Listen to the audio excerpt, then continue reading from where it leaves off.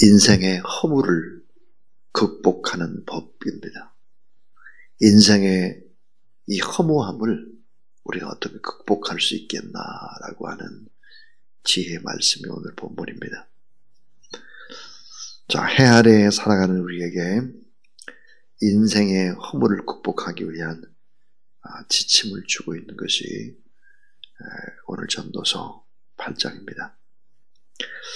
자, 허물을 극복하는 그 방법은 무엇일까? 오늘 본문 속에서 찾아보도록 하겠습니다. 르네상스 시대의 위대한 작가 레오나르도 다빈치, 그런 세계 제1의 걸작품 최후의 만찬이라는 작품을 완성합니다.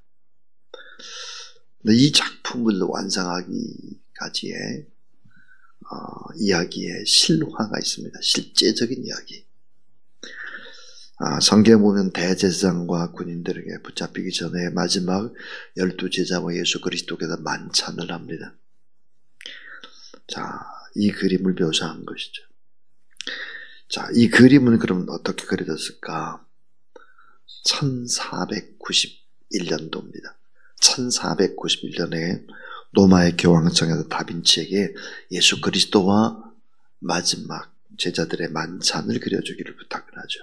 벽화였습니다. 벽화. 자, 다빈치는 예수 그리스도의 모습을 한 청년을 찾아다녔죠. 깨끗하고 맑고 선한 모습의 청년. 예수 그리스도를 꼭 닮은 청년.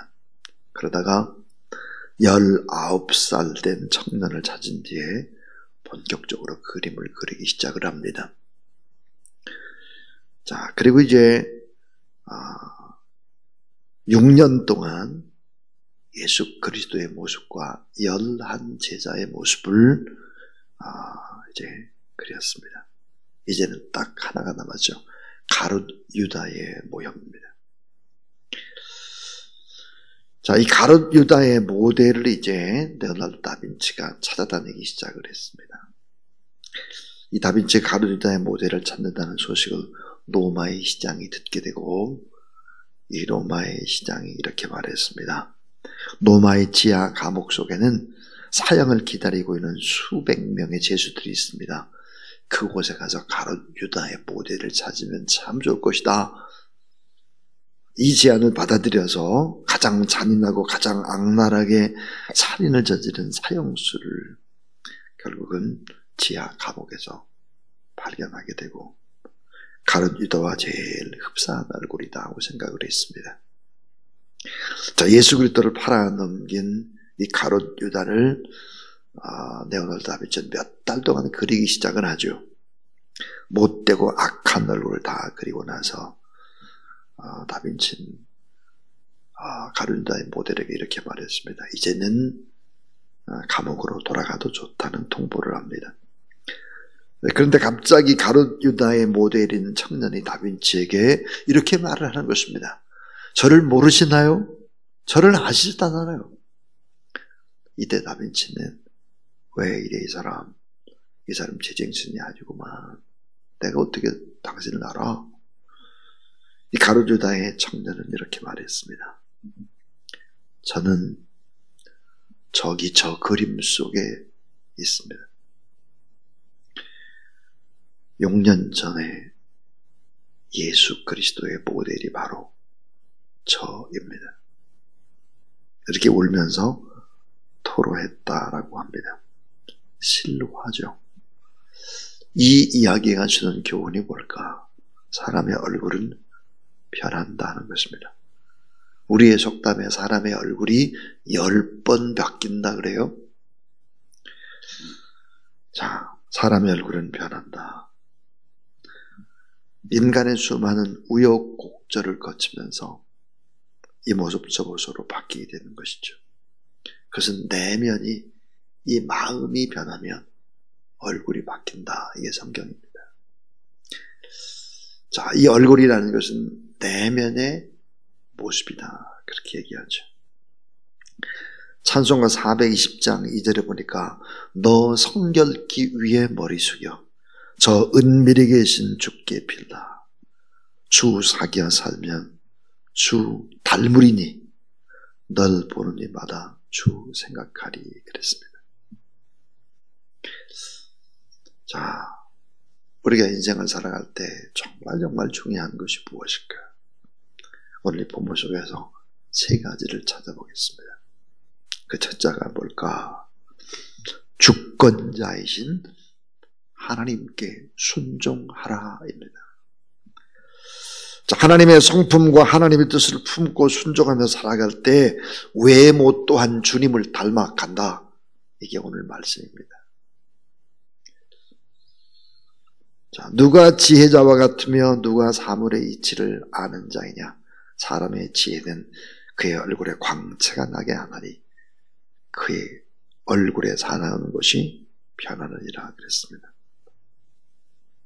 그러니까 주의 말씀을 붙잡고 주의 성품을 따라 살아갈 때 외모 또한 주님을 닮아간다 하는 것입니다. 성경은 자, 하나님의 지혜와 하나님의 능력 앞에 순종하며 살아갈 때 두 가지 변화가 나타난다 그러죠. 그 하나가 뭘까? 내면의 변화입니다. 내면. 자, 이 내면의 변화, 지혜자의 마음으로 내면이 변화된다. 그 내면이 어떻게 변화될까? 사리를 잘 분별하는 능력을 갖게 된다. 전도서 7장 29절입니다. 내면이 지혜자의 마음을 품게 되는 게 지혜자의 마음. 사리를 잘 분별하게 된다 하는 것입니다. 또 하나, 하나님의 말씀을 붙잡고 하나님의 지혜로 하나님의 능력 앞에 순종하며 살아갈 때 어떤 일이 벌어질까? 얼굴이 바뀐다 그랬습니다. 얼굴에 광채가 나고 사나운 것이 바뀌었다 그랬습니다. 정말 그럴까? 사도행전 6장 15절에 보니까 공회중에 앉은 사람들이 다 스데반을 주목하여 보니 그 얼굴이 천사의 얼굴과 같았더라. 고린도후서 4장 6절에 보니까 어두운 데서 빛이 비추리라 하시던 그 하나님께서 예수 그리스도의 얼굴에 있는 하나님의 광채를 아는 빛을 우리 마음에 비추셨느니라. 예수 그리스도의 얼굴이 우리 마음 속에 비춰지게 되고 예수 그리스도의 그 얼굴이 우리의 모습 속에서, 우리의 얼굴 속에서도, 내면 속에서도 나타난다. 그래서 허무 극복의 방법이 뭐냐? 주권자이신 하나님께 순종하라 하는 것입니다. 두 번째입니다. 두 번째는 세워진 권위에 순종하라입니다. 세워진 권위에 순종하라. 그래야 허물을 극복할 수 있습니다. 자, 세워진 권위에 순종하고 존중할 때 공동체는 건강하게 세워지는 것이다. 자, 전도서 8장 2절에 보니까 내가 권하노라 왕의 명령을 지키라. 이미 하나님을 가리켜 맹세하였습니다. 왕의 명령을 지키라. 그리고 전도서 8장 5절을 보니까 명령을 지키는 자는 불행을 알지 못하리라. 지혜자의 마음은 때와 판단을 분별하느니라. 그랬습니다. 자, 명령을 지키는 자는 불행을 알지 못하리라. 그랬습니다. 여러분, 신정국가에서 진정한 왕은 인간의 왕이 아니라 하나님 있습니다. 그러면 인간의 왕은 누굴까? 하나님의 대리자에 불과하는 것입니다. 자, 인간의 왕이 하나님의 뜻을 거절을 행할 때에는 무조건 우리가 순종할 수는 없습니다. 자, 하나님의 뜻과 다를 때 그의 명령에 불복종하는 것이 옳다 하는 것입니다. 오늘날 신정국가는 존재하지 않죠. 그러나 신정 통치는 여전히 존재합니다. 여러분, 신정 통치가 여전히 남아있는 곳이 어딜까? 교회입니다. 교회. 자, 이 교회는 하나님의 말씀을 선포하는 목회자들이 있죠. 목회자는 누구일까? 하나님의 말씀을 대리해서 증거하는 자입니다. 자, 목회자의 부족한 인격과 또 인간적인 조건에 연약하다 할지라도 하나님의 계시의 말씀으로 선포할 때 아멘하고 화답하고 순종하는 것입니다. 다윗은 도망을 다니면서도 사울을 죽일 수 있는 기회가 2번이나 있었죠. 그러나 결코 사울을 해하지 않습니다. 왜 그렇죠? 하나님이 세우셨기 때문입니다. 하나님이 심판하는 것을 알기 때문입니다. 이 세우신 권위와 권세를 존중하기 위해서 다윗은 어떻게 했을까요? 사울을 그대로 놓고 보니까 이 다윗은 죽음보다 더 큰 고통, 도망자의 신세로 살아야 했습니다. 그렇기 때문에 다윗을 하나님이 어때요? 쓰신 거예요. 하나님이 쓰시는 사람들. 그래서 하나님이 다윗을 쓰신 것입니다. 권위주의 나쁩니다. 권위주의는 나쁜 것인데요. 그러나 이 권위를 무시하고 허무는 것은 더욱더 공동체를 혼란에 빠뜨리는 것입니다. 정치학에서 이런 얘기를 하죠. 무정부 상태는 독재보다도 더 무서운 것이다. 그랬습니다. 결국은 질서와 원칙, 이것은 바로 권위 안에서 나온다라고 하는 것을 알아야 하는 것이죠. 그러니까 오늘 이 말씀 속에서 인생의 이런 허물을 극복하는 방법이 쭉 전도 제국은 10가지가 나옵니다. 인생의 허물을 극복하는 방법이 10가지. 그 중에 한 가지가 뭘까? 주권자이신 하나님께 순종하라. 세워진 권위에 바로 존중하라. 마지막 3번째입니다. 미래를 알 수 없으니 하나님만 의지하고 그 하나님께 맡기라 하는 것입니다. 자, 미래를 알 수 없다 우리는 하나님만 의지하자. 하나님께 맡기자. 전도서 8장 6절부터 8절입니다. 무슨 일이든지 때와 판단이 있으므로 사람에게 임하는 화가 심함이니라. 사람이 장래의 일을 알지 못하느니 장래의 일을 가르칠 자가 누구냐? 우리는 장래의 일을 전혀 모른다는 거예요. 전혀. 어떤 사건 사고가 일어날지, 또 무슨 또 병이 걸릴지 전혀 우리는 예측 불허예요. 전혀 잘 안 된 사람이 어떻게 갑자기 잘 될지 모르는 거죠. 자, 8절입니다. 바람을 주장하여 바람을 움직이게 할 사람도 없고 죽는 날을 주장할 사람도 없으며 전장할 때를 모면할 사람도 없으니 악이 그의 주민들을 건져낼 수가 없느니라. 그랬습니다. 미래를 알 수 없다. 그러니까 가장 좋은 방법이 하나님만 의지하고 하나님께 맡기라 하는 것입니다. 자, 전도서에서 반복하는 3가지의 절대가 있습니다. 제 설교의 결론인데요. 이 3가지의 절대, 전도서가 계속 반복하는 3가지의 절대가 있는데 그 절대가 뭘까? 이게 절대라는 거예요. 그 하나가 하나님의 주권과 섭리, 절대라는 거예요. 하나님의 주권과 섭리가 절대예요. 인간이 뭘 해가지고 계획해서 다 되는 것이 아닙니다. 하나님이 도와주지 않으면 안 되는 것이죠. 왜? 그분은 살아계시기 때문에. 하나님의 살아계심, 그분의 주권과 섭리 그리고 통치, 이것은 절대다. 절대. 2번째 절대가 있어요. 죽음의 확실성입니다. 우리가 죽는 거예요. 반드시 죽어요. 반드시. 우리는 얼마 남지 않았습니다. 점점 시간이 줄어들고 있죠. 죽음의 절대성입니다. 죽는다는 거예요. 또 하나 절대가 있습니다. 그 절대가 뭐겠습니까? 그것은 인간의 전적 부패성입니다. 인간의 전적 부패성이에요. 인간은 전적 타락하고 전적 무능하고 전적 부패했다는 것이죠. 그래서 못해요? 삶이 무엇인지를 알 수가 없어요. 그래서 삶의 허무 속에 살 수밖에 없습니다. 하나님이 주권과 섭리 통치, 하나님의 살아계심은 절대다. 우리의 죽음은 확실하다. 인간의 전적 부패성, 부패하고 무능하고 인간이다. 이 세 가지를 제대로 깨닫지 않고는 허물을 극복할 수 있는 재간이 없다는 거예요.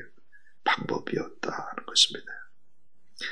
인간사에서 일어나는 모든 사건과 사고, 갑작스런 문제는 모두 다 하나님의 손 안에서 이루어지고 있다.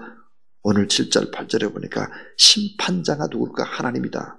주권자 하나님, 섭리자 하나님, 이 하나님의 뜻을 쫓고 살아갈 때 이 좋으신 하나님께서 그분의 뜻을 이루어 가신다 하는 것입니다. 그래서 인생의 허물을 극복하는 방법이 뭘까?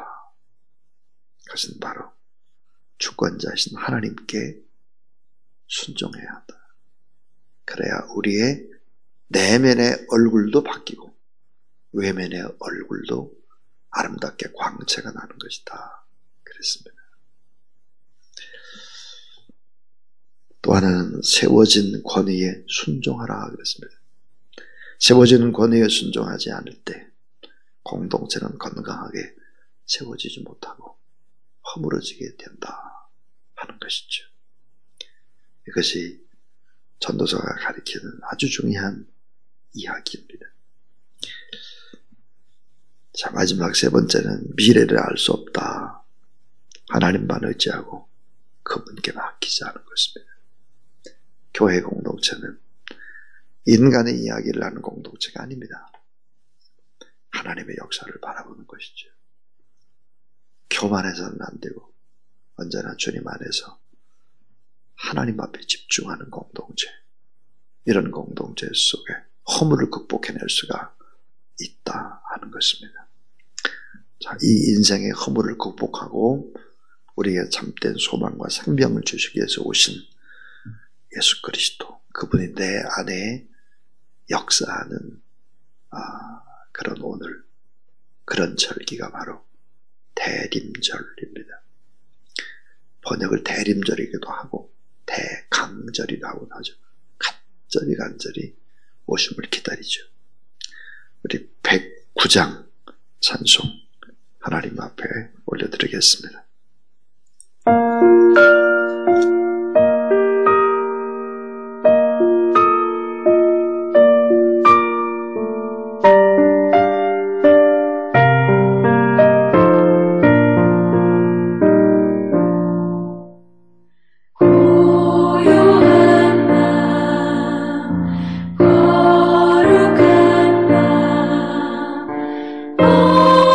어둠에 묻지 마.